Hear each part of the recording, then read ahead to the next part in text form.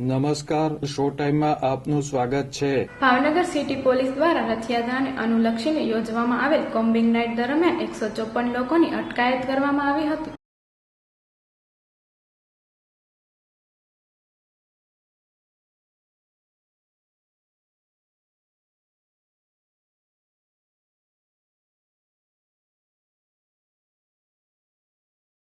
Police વિભાગ દ્વારા બુધવારે રાત્રિના શહેરના તમામ વિસ્તારોમાં કોમ્બિંગ હાથ ધરવામાં આવ્યું હતું। પોલીસની 29 જેટલી ટીમ દ્વારા 8 ચેકપોસ્ટ તેમજ અલગ અલગ સ્થળોએ ચેકિંગ હાથ ધરવામાં આવ્યું હતું।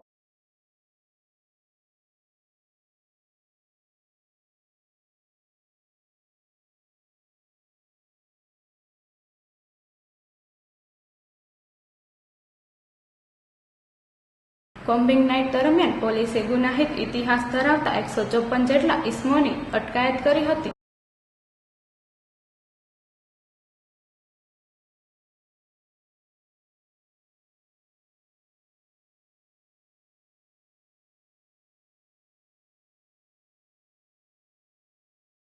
રથયાત્રા શાંતિપૂર્ણ માહોલમાં પૂરી થાય અને કાયદો તેમજ વ્યવસ્થા જળવાઈ રહે તે માટે પોલીસ વિભાગ દ્વારા છેલ્લા 10 દિવસથી વિવિધ વિસ્તારોમાં ફૂટ પેટ્રોલિંગ કરવામાં આવે છે।